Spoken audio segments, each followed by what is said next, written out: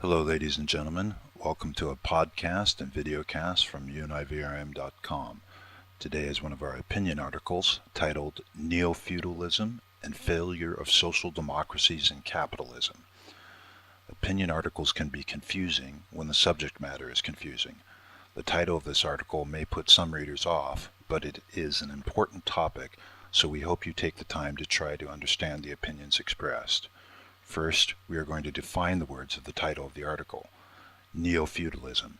New feudalism refers to a theorized contemporary rebirth of policies of governance, economy, and public life reminiscent of those present in many feudal societies. Neo-feudalism also related to some of the ideas of neo-medievalism. Social democracy. A political ideology supporting a mixed economy and a welfare state based upon publicly funded social safety nets. Capitalism, generally considered an economic system that includes private ownership, means of production, creation of goods and services for profit or income, the accumulation of capital, competitive markets, voluntary exchange and wage or labor costs without limitation of any sort. The world experienced feudalism for most of modern history, with the exception of the last 10 generations. The rich, aristocracy and to some degree rich merchants, had wealth and power, and everyone else peasants or indentured servants without wealth and power. Eventually peasants revolted and different economic and sociological systems attempted in order to eliminate feudalism. We can now see, through the lens of time, the more things change, the more they stay the same, with feudalism replaced by neo-feudalism. In effect, obey and be a good peasant as a taxable entity to the state, no matter what your profession, and the rich, while not called aristocracy, control everything in much the same way as they did during feudalism. Social democracy failing with the rise of neo-feudalism and austerity programs stripping away social safety nets as governments pander to the rich and justify misery of the poor. The utopian ideal, all people are equal, untrue to anyone who looks up to the skies and sees the rich and powerful flying in private jets with legions of guards.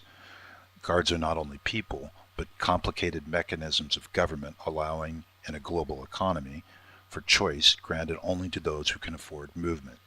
This leaves the mix of private economy combined with a welfare state untenable due to the flight of the private part of the mix, flying with capital and production to locations where they are not limited by social democracy's restrictions.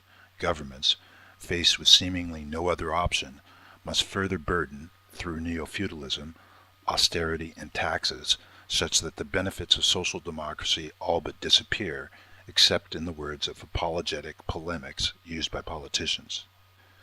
Capitalists believe they live in a meritocracy when in fact it is an aristocracy.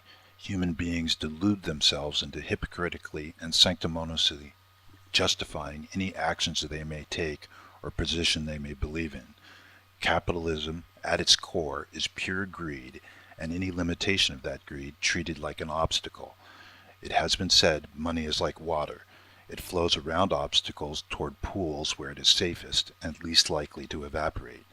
Capitalism, inherently in conflict with social democracy, and strives toward neo-feudalism as a means by which to reduce costs for the production of goods and services. Neo-feudalism is a fancy word. An easier to understand word is peasant. The capitalists of history let peasants farm their land in exchange for a portion of their earnings, a large portion of their earnings, and retained ownership of the land, wielding power without effort but through capital. The capitalists of today do not fund entrepreneurship, business, or innovation, in most cases, unless they own most of the enterprise without risk or effort. Further complicating matters is the remnants of social democracy, additionally burdening both capital and entrepreneurs, business, or innovation with taxes, regulations, and bureaucracy to support what remains of their failed model. In a real-life example of how things work today, we know of an entrepreneurial venture which is a new business. While nothing is certain, reasonable calculations point to return of capital, even though there is a risk, in excess of 100% per year on the least successful projection. Capitalists want 90% of the venture and control it in all ways so that when successful, then they can cut out the people who created, innovated, and will make the venture successful. This is neo-feudalism at its best. At its worst, neo-feudalism, being a peasant, is work until you die at whatever you can do by paying as much as possible to the government and reducing the cost of your labor to inhibit you from ever becoming a capitalist. Is there hope? Unfortunately, there is not much hope because there is a bit of a capitalist in everyone. No one wants to risk capital, and being averse to risk fuels neo-feudalism and peasant mentalities. This is something real capitalists know all too well. The not-so-funny truth is history does tend to repeat itself. Looking back at history, we can see what is most likely to happen, and while the capitalists, aristocracy, may suffer a bit, the people who will truly suffer are the peasants, and no one really gives a damn. Is there a way to avoid further neo-feudalism? Yes, there is a way, but it requires us, the peasants, to take a step never before seen in history. Risk your capital on friends, family, associates, ideas, and help them build businesses that attack capitalists, and some percentage of those risks will succeed. In effect, us, the peasants, must lift ourselves through ourselves, because it is not going to happen any other way. Together we stand, and divided we fall is a truism. On the other hand, part of neo-feudalism isn't as bad as historic feudalism due to technology such as television, telephones, organized religions, and other tactics used to dull our awareness of the obviousness of our peasant status. This has been copyright 2012, univrm.com, trademarked, all rights reserved. At univrm.com, we create original content with humor and satire on current event news, opinion articles, economy articles, science current events, and our science fiction book series titled Change Hope. As an advertisement, there is a donations accepted button on our website, www.univrm.com, and donations welcome to help us keep publishing in difficult economic times.